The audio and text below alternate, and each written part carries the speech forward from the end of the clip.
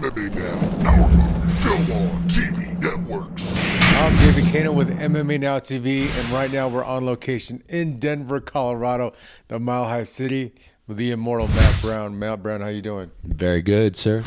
How do you like the Mile High City? When I come in, I feel like I start dehydrating. I love it, man, and I love when guys come in dehydrated and can't handle the altitude, and especially when they come train and spar. Does this give you an advantage even when you go to sea level against opponents that have not been training at altitude? I believe so. So far, every fight that I've had at where I've trained at altitude wasn't really a strenuous fight. It was either quick or it was the only one that was long was Damian Maia, and I jogged to the back room, but it wasn't a hard fight anyway, so I don't think I would have got tired anyway. Let's talk right away about your next fight, Tarec Saffiedine, in December. What is your thought process going into this fight after what you've been through the last year? I just gotta keep on keeping on, I guess you say. I mean, I just gotta keep going straight forward ahead, and I'm getting better, stronger. Heal a lot of injuries.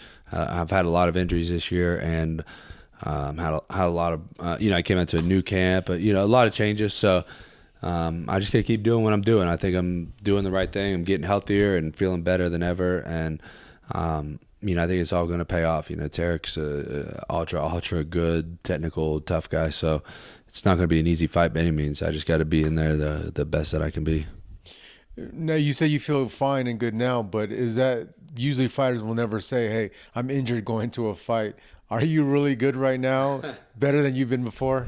So like I wasn't. I mean, I had surgery last year. Like when I talk about being injured, it wasn't like I didn't have tears or things like that. Broken bones, no crazy stuff like that. It was just these so many little minor chronic injuries that just pile up, and they're consistently slowing down the training every day. I've remedied a lot of these things, so that's when I say like I'm feeling better than ever. I felt like I should have been feeling this whole time, but I feel more like when I was 30 or 29 or something. So I'm feeling youthful again. My weight has gotten back to where it should have been this whole time. Just the surgery just messed a lot of stuff up, and I think I tried to come back a little bit too soon from that. After we're not trying to look forward, but you have a fight coming up in December. How many times a year are you looking to fight, especially with a sport where it's taxing, you're using your whole body? I love fighting. That's a fact, man. I would do that every month if I could, every week if I could, but I'm trying to really have peak performances and really try to just perform better than I have been, I guess. So, so now I have to think a lot more about coming in top condition, not just doing what I love doing so much. So trying to be a little bit smarter about it, take my time a little more. And I guess like 3 times a year is about right for when I think of it like that. That's about what's right for me, probably. Lightweight and welterweight are looked at as the most difficult divisions because of the fighters in there. Do you agree with that? And do you think there's the lightweight or welterweight one division that's tougher than the other? I would say light, welter, and middle also now. I think middle was a little bit not as tough maybe a few years ago, but I think they've really stacked it up, and the guys have really come up and really been putting on great performances, and I think it's a very tough division now, but I would still rank welter and light at the top. There's a big fight coming up, welterweight, Woodley against Thompson, and I see you go back and forth with Woodley on social media. Sometimes the banter between the fighters is just purely to build a fight and not a dislike. What's the situation with you guys? I'm pretty much indifferent to it. I mean, really the only thing is I just responded to questions that were asked by him or that were asked by me, and he just happened to be the answer. So I could tell you, a lot of the things that I talked about him. He's in some ways he proved me wrong when he knocked out Robbie Lawler, and now he's got the title. So more power to him for that. I still don't respect the way he's done a lot of things, and it's still more or less just not the type of person like I would ever hang out with or anything. But I've been going down, he's been going up. So the time for talking isn't now. I was trying to get a fight with him was a lot of the motivation. I felt like I was at the right place and right time for us to be fighting, and never ended up happening. But now I want to fight him even worse. But now he's in the position to wait for me, so I got to get it back up there. MMA isn't like any other sport where you fought Damian Maia, you fought a guy that's arguably could be fighting for a title right now, whereas in boxing, a world champion like Canelo will fight a Liam Smith, or in other fights where they're not fighting the top tier fighters. Is that something that maybe you would think, hey, maybe I'll take a mediocre fight that I can win in order to give me longer longevity and still keep me up in the rankings? Yeah, I think there's some merit to that. I think it could possibly happen more so than it does, but that's kind of a back and forth argument too, debatable, because on the same token, the UFC is very good about matching up the right guys at the right times, without it being like favorites, right? Like for instance, like Liam didn't really have business to be in with Canelo at that point in his career. There may be a point where he's ready for a Canelo fight. I don't think it's wasn't. It was a couple weeks ago, So whereas I think the UFC, they're much better about the right timing for the right guys. Sometimes that makes it difficult for guys coming off of losses, or guys coming, especially when top guys start coming down, they don't really give them the opportunity to build themselves back up. So that's what the difference between UFC and boxing. We're always on the, we have to always be at the top of our game every fight. We don't get gimme fights. We don't get stepping stones. That's a. I would say that's a mistake that I've made. Like my last fight, I thought was a stepping stone for me, Jake Ellenberger, and I became a stepping stone for him. So, that's something you can't have in your head ever in this game. Everybody's too dangerous. This is the youngest sport of the major sports. We're just over 20 years now, but there's obviously the big buy where the $4 billion value on the UFC. And fighter salaries on the bigger front have gone up. What are your thoughts? Where are you at on the union and fighter salaries? Well, the fighter salaries are a touchy thing, I guess. I can only look from my own personal lens, and what I came from making nothing to making something now, and I support my family with this, and I enjoy my quality of life. I guess the debate becomes okay. What about the percentage of the overall income, right? And to be honest, I don't know. I don't know the answers to that because I don't know what their income is. Obviously, if it sold for $4 billion, then it's worth a lot of money. So, I'm not a financial expert, so I can't really go into those details too much. And it's kind of the same with the unions, like I know there's ups and downs sides to unions, and right. So I'm just not an expert, and I've been approached by some of the people trying to unionize, and I kind of entertain what they're saying, but I don't really get it enough. I hate to make to make judgments or make decisions on things I'm not educated that much on. And I'm happy with the money that I make, and I've always been treated very well by the UFC, so I don't have any reason to really go against them, and I live a good life and do what I love. There's a couple notable people in the UFC coming to fight. Conor is one of them. He's always a huge topic, and Ronda Rousey. Are they do they help bring the sport to another level? To me, I don't really care for it in that way. I'm also not a business expert, so I'm not going to disagree necessarily with what the UFC does and the way they do it. But I've always been of the belief that this sport can grow, has grown as far as it has, and can grow organically. It doesn't need these manufactured stars. I mean, that's really what it is. I mean, these guys. I mean, the reason a Conor's they could make anybody a Conor McGregor. Maybe not anybody, but a lot of people they could make a Conor McGregor. And it's not, he hasn't done what he's done because of his skill set. His skill set is obviously very good. Like, he's already surpassed what I thought he would do when he knocked out Jose Aldo. That was pretty much it, right? Like, okay, now he's definitely a very, very good fighter. I feel like the fighters that should be as popular as him should be the legendary fighters, making the money he's making, like a, GSP or Anderson.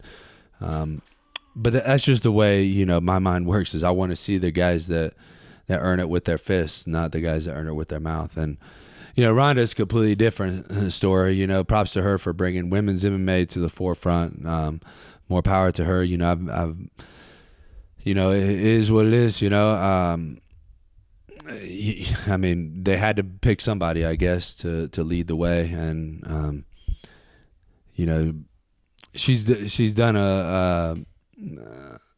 I don't like to say she's done a good job, because I think other fighters could have done better. Like, I had a lot of respect for Gina Carano, the way she handled herself, and I hate to be sounding like the hater on Ronda Rousey or whatever. I'm not a hater, I just call it the way I see it, just looking at it objectively. It's not the type of I guess when I look at the stars that are that big of stars, like, I look at, who do I want my children or to look up to, or young fighters, which organically grows the sport, like I'm talking about. And those two really just are not really role models in that sense. You've always been the same way going into a fight. You're not trying to be friends with a guy. It's a fight in your mind.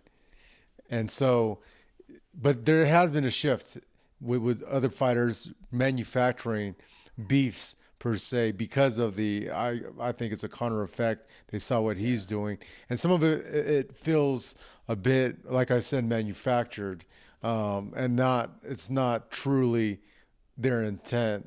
Have you seen that? Yeah, I guess you've probably seen it a little bit more than you did back in the day. I mean, it started back in the day with, guys like Tito, was doing the same thing. Chael Sonnen became master of it. And but, the Conor is the first one to really blow up on it. And yeah, again, I've talked about it a lot of times, it's about what are you in the sport for, and what do you want out of it? And, things like that. If, I guess a lot of guys are doing that sort of thing, to kind of raise their profile and maybe hopefully, lead to more financial gain. But, that I guess, I don't live my life focused on finances. I mean, I do what I have to do. I invest my money and try to build towards the future. I have a college fund and for the kids and everything, but I'm not living my life rotating around money. It's about, especially when I'm fighting, my fighting is about, internal motivations and, what do I want to accomplish in the sport, and what do I want to get out of it, and things like that, rather than just, making money. You seem to just stay in your lane as far as your division, the fighters concerned around you. But was there someone that you look up to before you got into the UFC? Are there people you look up to now, or fighters you like to watch? Well, okay. When you talk about just fighters, in terms of like people I look up to and whatnot, or general anybody. All right, yeah. So, I've always looked at. So in terms of fighters, before I was in the UFC, like, I used to love the whole shootbox crew over in Pride, Vanderlei, Shogun, even, God, what was the little guy's name? Azareda or something like that. did all the crazy capoeira. Like, I just used to love the way those guys always fought with that berserker style and come forward real hard. Even Shogun's brother, Ninja, Murillo Ninja, right? Yeah. I just used to love that style, man. So that was like my first kind of inspiration for like the way that I modeled my fighting style after. I guess I've looked up to a lot of combat sports athletes, especially, the greats. Duran's always been probably my favorite boxer. Obviously, Ali, Frazier. I always liked Frazier better than Ali, personally, myself. Going all the way back, I mean, Sugar Ray Robinson has always been one of my favorite boxers. I wish that there was more video of him in his prime. Most of the video is post prime, but I mean, this guy's out there fighting. Like, he got knocked out by Jake LaMotta and fought him 2 weeks later. That's a fucking man. Like, that's the way it's supposed to be. People these days aren't like that. And I think he fought like 2 or 3 weeks after that too. There's a lot of those old school guys. I try to look at, because what they were doing was very pure. A lot of the purity has been lost since then, but that's what I try to. That's what I try to bring from to put into my own perspective on things and my own way of living. And I read a lot of the biographies and the older books, especially in the 1800s and early 1900s, and how these people lived, how they trained, and I kind of been getting into like a lot of the strongmen lately, Alexander Sass, and people like this, Iron Samson, I think is what they called him, or something like that. And like, man, they just this guy George, gosh, I can't remember how you pronounce his last name. It's some Russian thing, but they wrote all these books like how to do this and how they came up. And man, you never even hear about these books. I was reading about Kimura and the Helio Gracie fight, and man, it's like, it's fascinating stuff. So I like all this old school stuff. Kind of the newer guys, they don't really do a whole lot for me. The newer fighters that I've liked was, I actually really liked the GSP, and I learned probably more from GSP than anybody else. Even though, he's a polar opposite style of mine, but the way that he got knocked out by Matt Serra, surprised, it was crazy. And then he came back and just, ran a train on everybody, just threw everybody to the side, and so I really like that. And he seems like a very, very hardworking guy and very intelligent guy. So, well, I could go on all day about that, man. I mean, I look up to so many different guys. So, is fighter training being? You talked about guys would turn around and fight 2 weeks later, but now with a lot of injuries and fighters wanting to be able to provide for their families, training has tailed down for some, and the UFC is also going to ensure the brains of fighters on the New York cards, which would they agree to get sanctioned. Is the sport getting safer? Yeah, it definitely is. I think all the combat sports are definitely getting safer, and it's probably a good thing. But that don't mean, I can't still, I probably like overly romance what it was back then. I mean, they were probably grinding for pennies and not getting out of it what we're getting out of it today. But, it's cool to still read about it, and, I still look up to those guys like it. And styles do make fights. You've had some tough fights your past couple of years, but with Woodley and Wonderboy, if either of them won, how does your style match up against either of them? If hypothetically, if that ever happened. Yeah, well, I mean, me and Thompson, we fought, so I guess we know how that style matchup works out. He's gotten better, but I've gotten better too, and I think the fight would go the same. With Woodley, he part of why I always wanted that fight is not just because I think I'd beat him, but he's essentially the style that beats me. The wrestler. I think I have certain advantages over him, which where I could overcome what he does. But I like that challenge. You know what I mean? And I think I just always looked at, him in particular, like as an athlete, not really a fighter. And I think, if I can make a fight out of it, then, make it a long fight. I don't think he can swim in the deep waters. So I think that's, where I would have the biggest advantage. But, like I said, Thompson, yeah, I think we pretty much already figured that out. And I think, Woodley could potentially do the same thing I did to Thompson. Originally I picked him to win that fight because I thought, man, like, Woodley's an intelligent guy. You hear him on Fox analyzing, and it's like, he's a pretty smart guy. Like, man, he's going to analyze his fights, go see what I did, and he's going to basically replicate it. And he's a very athletic guy. He should be able to do that.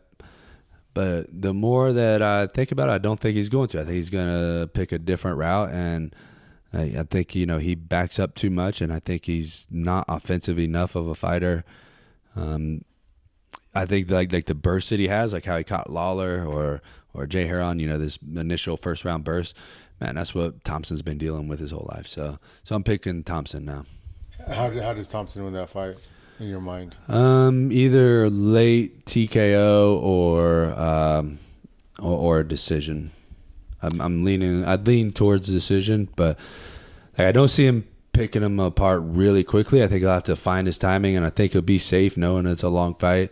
And again, like, he knows Woodley's a powerful guy, a very athletic guy, so he's going to have to respect that. And I just think eventually he's going to start picking that timing up, and maybe Woodley start getting takedowns in is the only X factor, because then if Woodley starts changing it up and going for takedowns, then that's going to change the whole dynamic of the fight. But yeah, it's hard to imagine Woodley using the pressure game like I did, and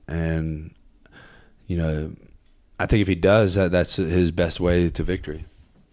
McGregor Alvarez is also on that card, the main event. Do you see this fight going a certain way and have a prediction? Man, that's a really tough one.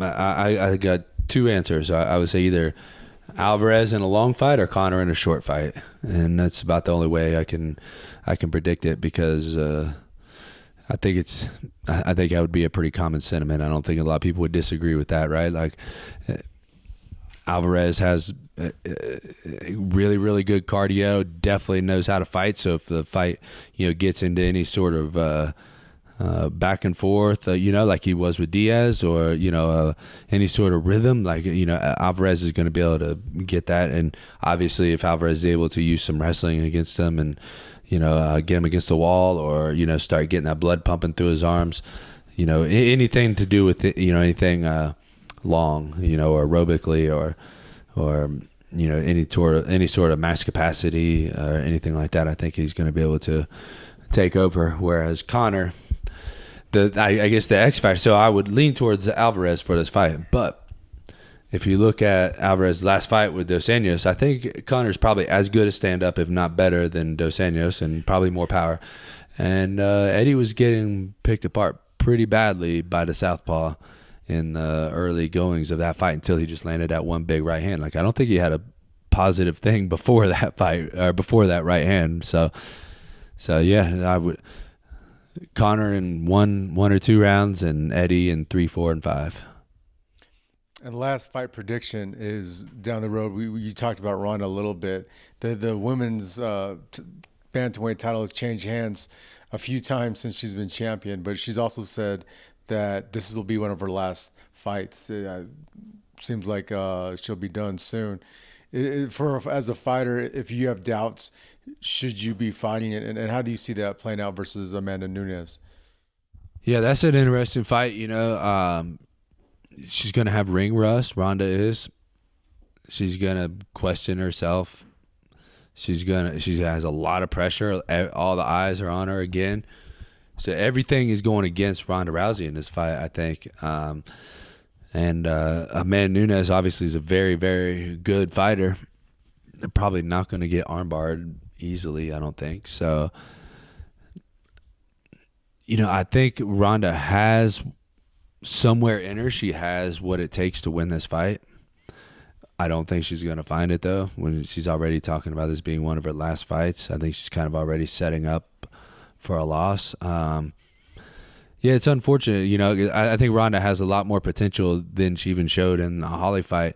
But I think mentally, she was put in a very tough position mentally to start with, being the ambassador for women's MMA, and you know, being on the spotlight and becoming such a gigantic star so quickly.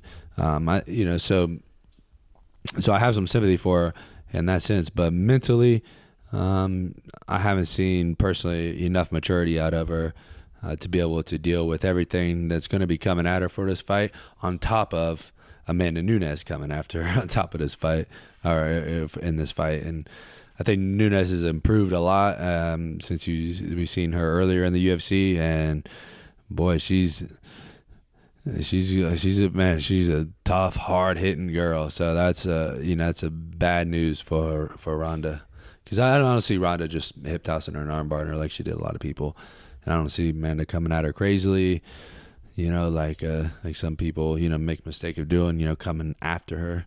So I think she should have a good game plan, and I'm gonna go with Nunes in this fight. The UFC we talked about it has been bought by William Morris, IMG Endeavor Group. You're from a small town in Ohio. Did you ever imagine you would be now working for or fighting for the fastest growing sport in the world? Right now, even the NFL numbers are down for the first time this season, but yet MMA is on the rise, and some of the investors of the UFC, Tom Brady, Venus Williams, Conan O'Brien, Sylvester Stallone, the list goes on of these A-list people that are there behind you guys. It never, and now you mentioned it, never even crossed my mind, to be honest. Yeah, I mean, when I started fighting in those small shows, I mean, it was like, it was a different world back then, but How much did you get paid on those small shows? Well, in amateur. Yeah, or you didn't get paid, but you told the story off about. Yeah, I had to pay the first few fights $30.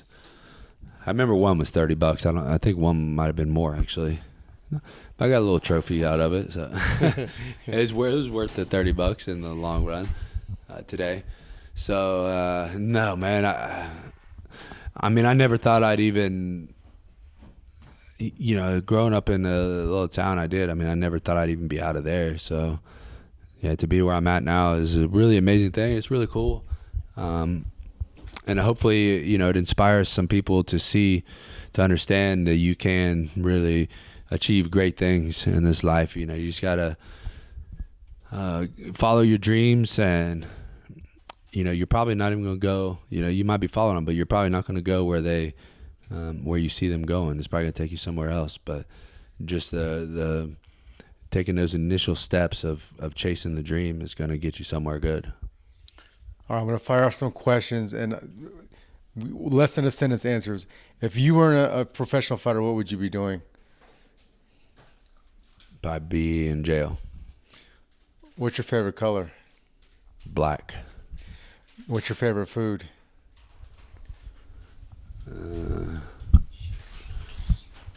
What? Sushi, according to my 6-year-old son. Superman or Batman? To win a fight? Correct. Man, Batman doesn't stand a chance. The movies are bullshit. And if you could fly or be invisible, what would you rather do? Fly. You could go back and tell young Matt Brown one piece of advice. What would that be? Shut the fuck up and listen.